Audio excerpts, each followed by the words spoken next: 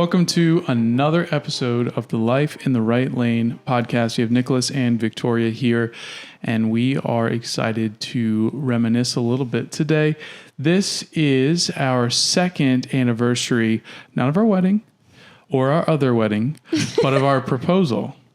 And it was the anniversary of me having the courage to ask the most beautiful woman to marry me, but also it was the anniversary of a very short abrupt end, I guess, to our dating, which only lasted 3 months. Yeah, 3.5-ish. 3.5. It's like the person who is really like 5'10" or 5'11" and a half. They always say 6 foot, yeah, but then someone corrects them. It's all right.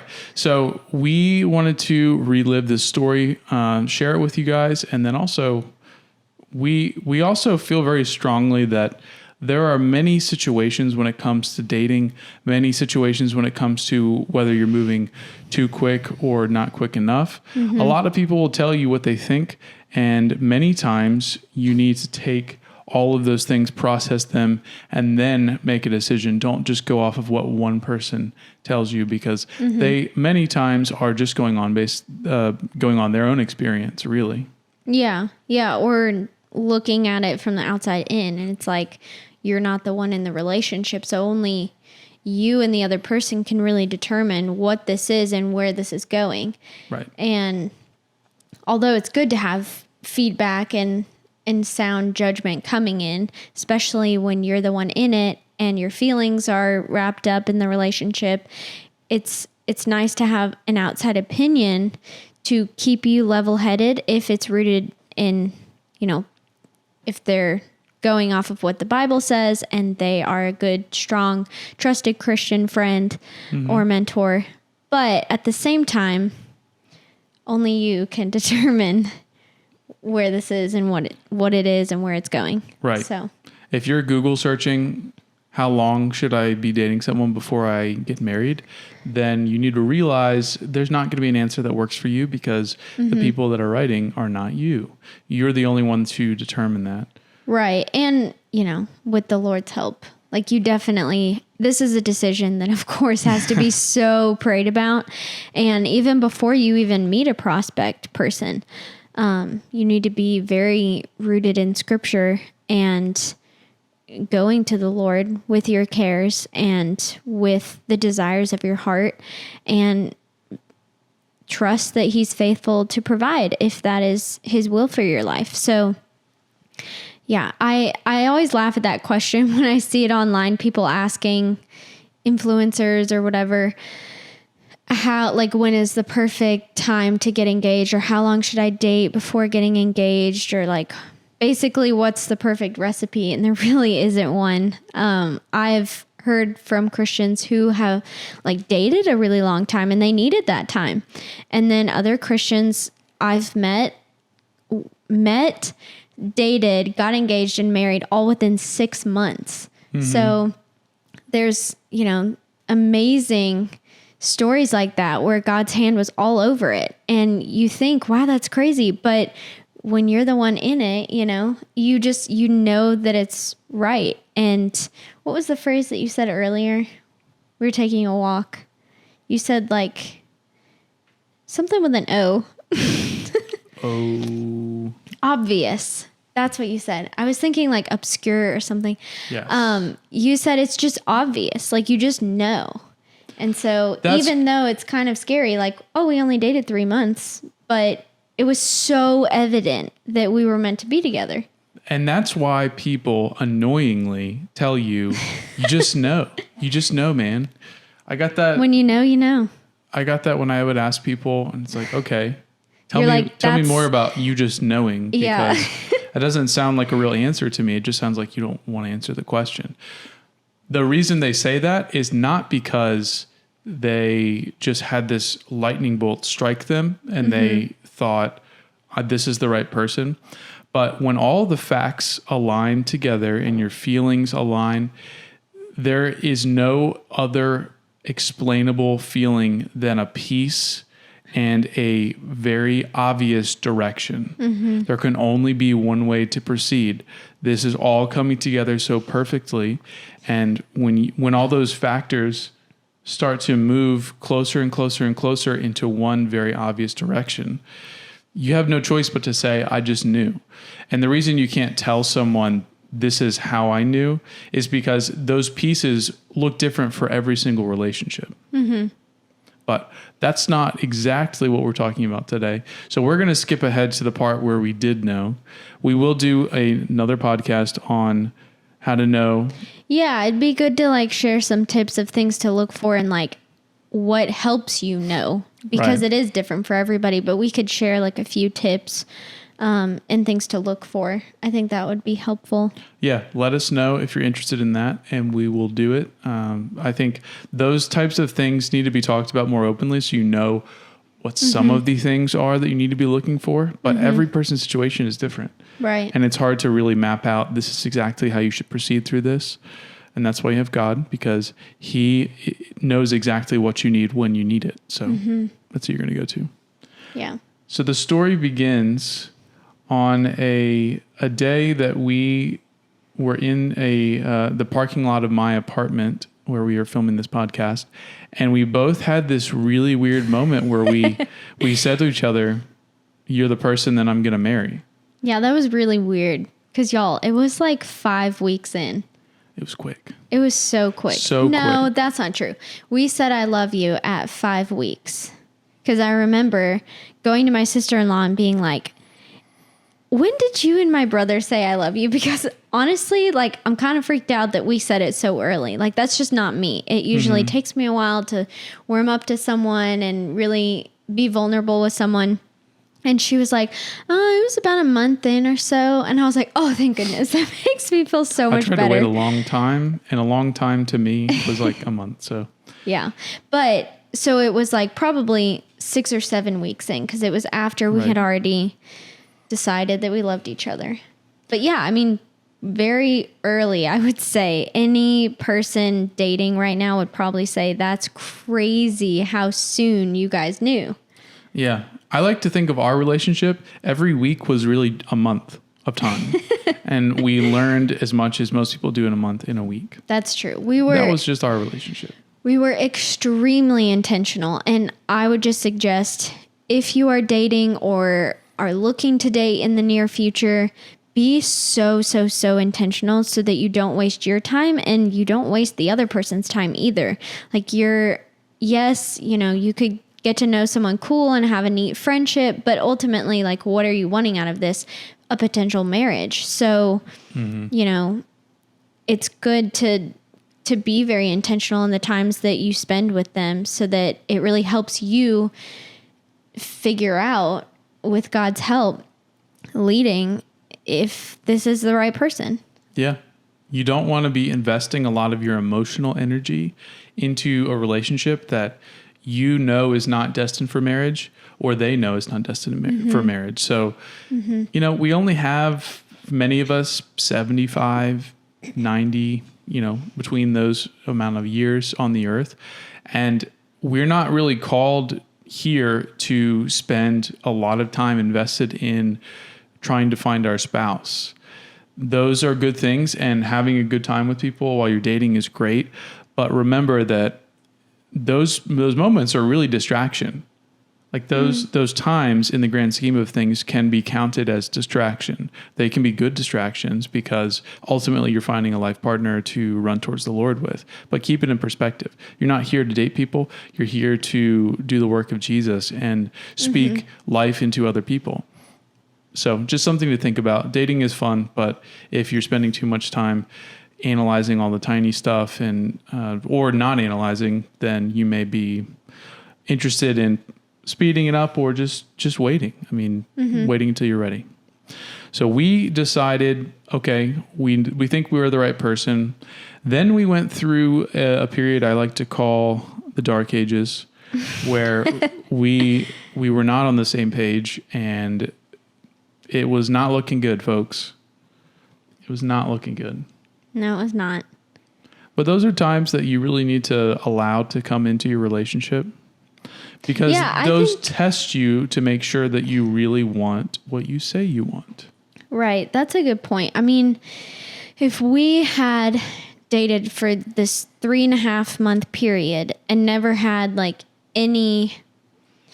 not any like opposition, like pushing up against each other, but like an actual argument. Cause we did like disagree on certain things, and we talked through it and why this was our perspective, why we viewed things this way, why we've always done something a certain way.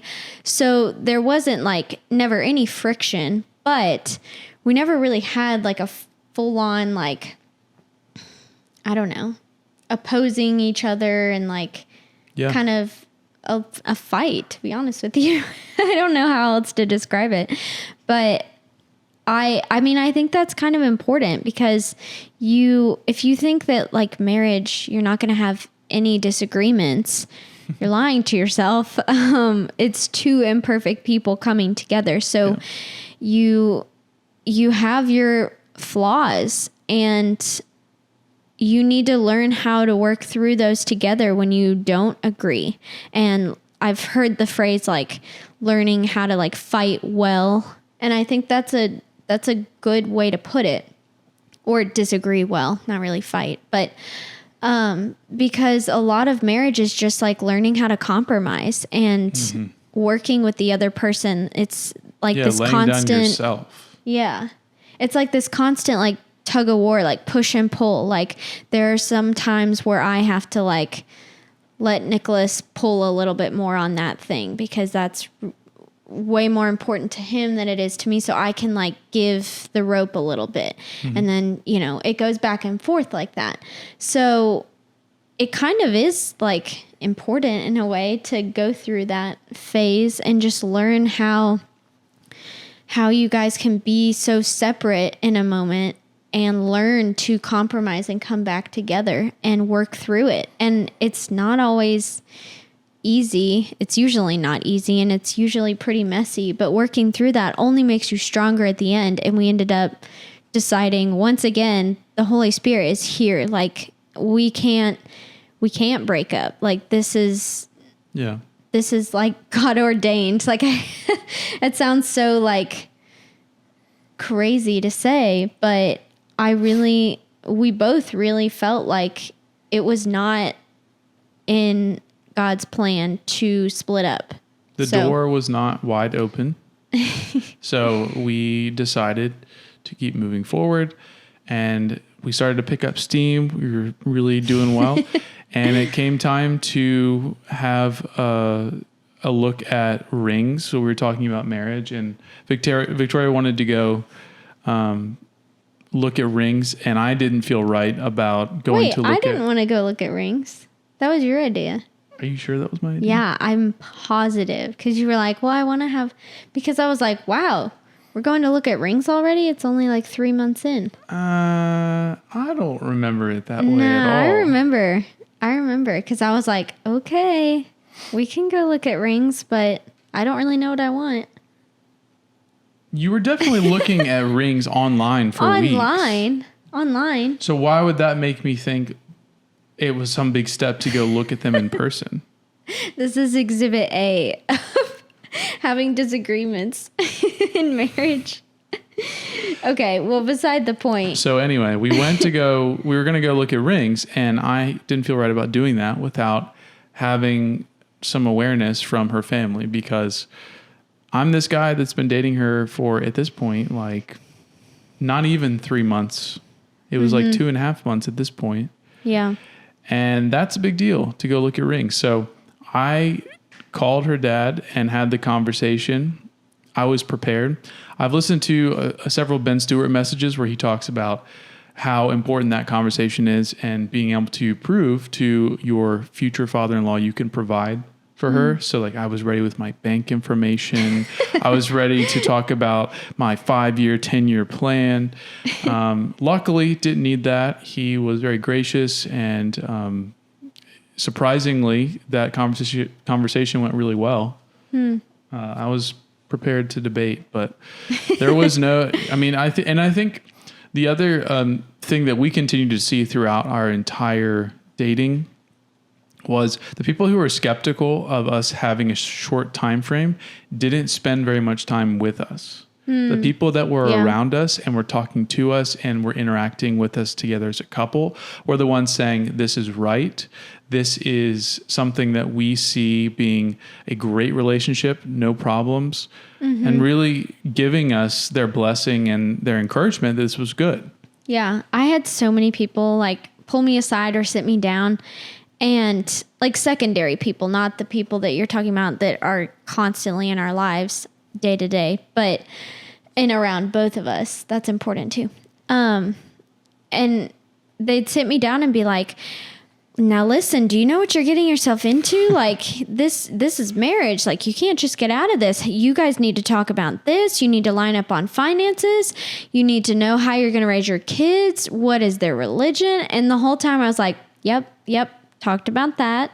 We've covered that. We're on the same page with that. I mean, literally everything. I think I left them with their jaws dropping because, like I said, we were very intentional.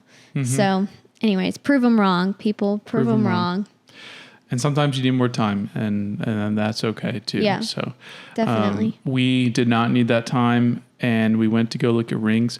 The ring that Victoria has on her finger is a combination of two things we looked at. She liked a diamond and a band, and I was hopeful that I could come up with another option to be surprising to her, but I did not. So we really just put them together, and that was when he gave it to me. I was like, "This is the exact one that we were looking at." Because I told him that's why we went to look. Don't make it harder than it needs to be. I just wanted something simple, like just a diamond and a band. And that is exactly what he got. I mean, you can't really be very creative with just that. So here's a question for you. How important is the ring to women? How important should it be? I think the ring is very important to women. I think the ring is not very important to me. I really hadn't put much thought into it. I never really had. With other people that I dated when I looked at rings, I didn't really care then either. I don't know. I guess that's not something that's very important to me. What's important to me is what it symbolizes. But the way that it looks and all of that and what cut it is and how many carats and all of that I don't really care either way, to be honest. Yeah, from a male standpoint. I think I'm an anomaly, though. I think most women really care about that, which it makes sense. Like, I get it. Well, for a man, it's really important to make that a very intentional process and not just pick something, because that tells her, if you have the conversation about what she likes, you're actually listening to her. And then also, it was important to me that I wasn't going to take out a loan. I wasn't going to ask a family member to help pay for it. I was going to pay for it myself.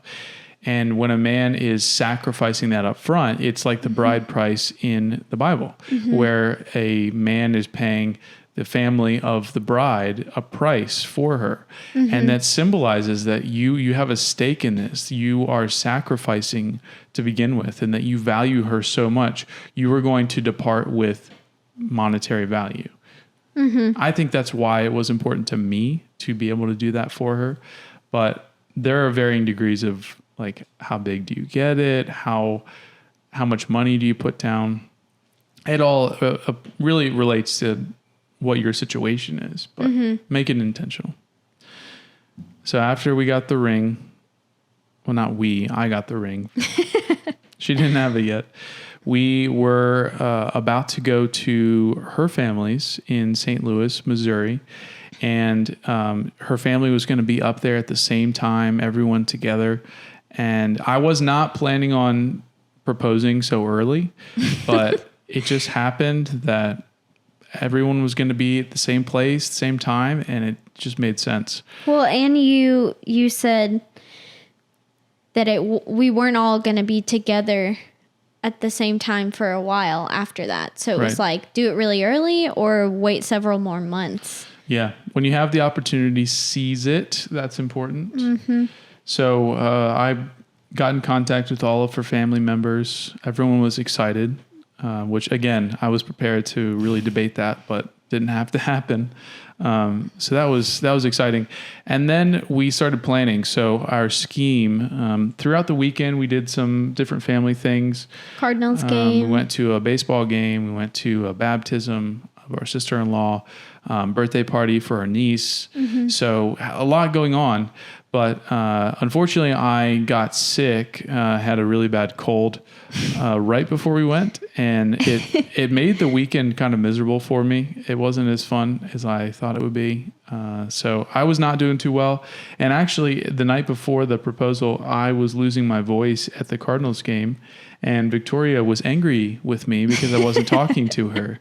And I, in my head, was thinking, Victoria, I will most definitely need my voice tomorrow. Like, of all days, I have to have my voice tomorrow. I do not know sign language. I cannot propose to you with signs. So just let me have this piece. I knew she was going to get over it, but she was kind of angry for the evening. Yeah. It wasn't a fun evening. It's never fun when you're around a sick person because they're miserable and then you're miserable. And it's just not fun. Yeah. But you were a trooper. You made it through. I tried to. Yeah, the Lord really gave me strength on that.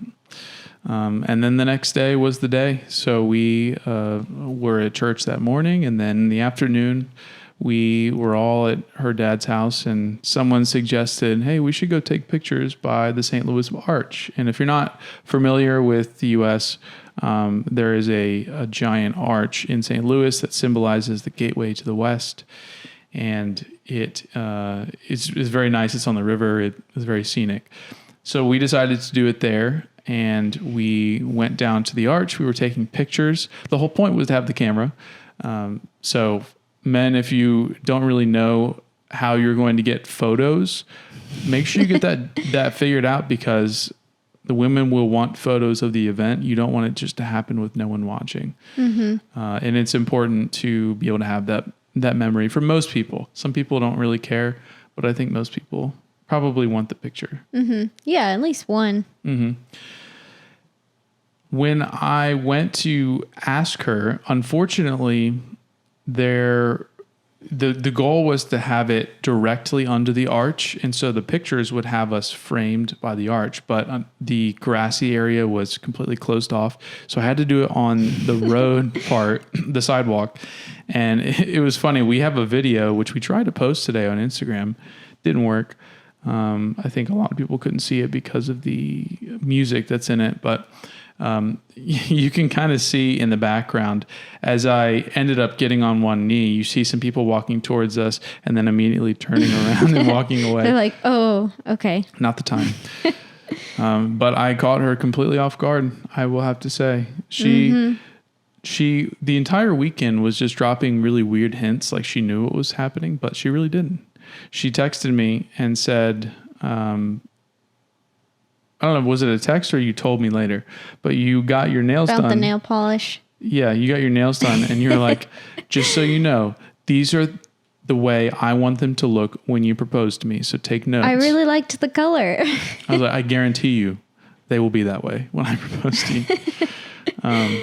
But it was nerve-wracking. It was, even though I knew the answer, I knew that it was a big moment, because I was about to ask a question that was going to change my whole life. And it's in those moments where you, as a Christian, have to put things in perspective to say, this is not the absolute most important thing that I can be doing right now. Like, ultimately, it comes down to, do I choose Jesus or not? Like, that's the question that matters.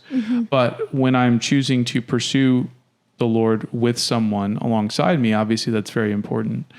And you have to trust that your training, all of the progress you've made dating, all of the evaluation, all of the people around you that have been speaking into your life are correct. And there's a moment where you have the question in your head, you know, is all that true? And you have to push past that a little bit. And I'm sure that was the case for you when you were seeing me go down on one knee. What? Just like feeling all the things? Yeah, all the things, and feeling like it was everything that has happened up until this point has been good, but is it the truth that I've been experiencing, or is it just my emotions? Yeah, it was definitely a weird feeling. I don't even know how to describe it, but I always imagined it would be like this big rush of like emotional love and just overwhelmed with yes, yes, yes, yes, yes. Oh my gosh, yes, I love you so much. But it really wasn't like that, at least for me. It was a really weird feeling. Like, wait a second, is this really happening? Like, it took me a moment to like understand the situation because our family had like taken steps back from the situation so that we could have a moment. And I was just like, wait, what's going on? It was very strange. And even when I said yes, it was still very hesitant because like you're saying, it not to discredit you or our relationship at all, but like this is a decision that will change the rest of your life. And as a Christian who like we don't believe in divorce, you know, outside of like a few crazy circumstances, like you're being abused or something, like there's no getting out of this. So I think in that moment, more than like joy and like overwhelming love, I was just feeling the weight of this decision. And it was like finally hitting me because we had talked about getting married for so long. And all of our conversations were intentionally wrapped around like when we get married sort of situations. And so there was all this like talk and hypotheticals, like if and when and later on down the road. And now it was finally here and I was having to make the decision, like, am I going to spend the rest of my life with this one human, flawed human? Am I going to choose to love Nicholas every single day of my life until Jesus calls me home? Can I do that? Am I willing to do that? And you know, that's a big decision, but obviously with the Lord's help, I did make that decision and I will make that decision constantly because it's a very fluid thing. Like it's not just a one and done, yes, and then on the day you get married, I do. It's a constant every single day, waking up, choosing that person, choosing to serve that person, choosing to love that person, choosing to forgive that person. And so anyways, all of that to say, it's a very weighty decision. And I did not feel the way that I thought that I was going to feel whenever I was being proposed to. But I mean, our whole relationship has just been out of the norm, just not what I ever expect. Like everything I expect to happen, like our wedding and our honeymoon and just like all the things, everything I expect to go a certain way doesn't. And in a lot of cases, the opposite happens. So it just reminds me how much the Lord is in this. Yeah. And I'm very thankful for that. Me too. It's been a wild ride and that's just the beginning. Very wild. Very wild. Well, that's our story. We're sticking to it. And, you know, we will at some point soon be talking more about engagement, talking about how do you navigate the season of engagement. We've done a couple podcasts on that, but I think that deserves a lot more because there are a lot of decisions to be made during that time. Yeah. But it was a fruitful season for us, and we are so thankful that God brought us together. And we are, of course, hopeful that for those who have marriage on their hearts, they will also find that. But ultimately, He's in charge. He is the Lord of all, and He is going to be the one that truly counts at the very end. Yeah. Thanks for listening to our podcast today, and keep living life in the right lane.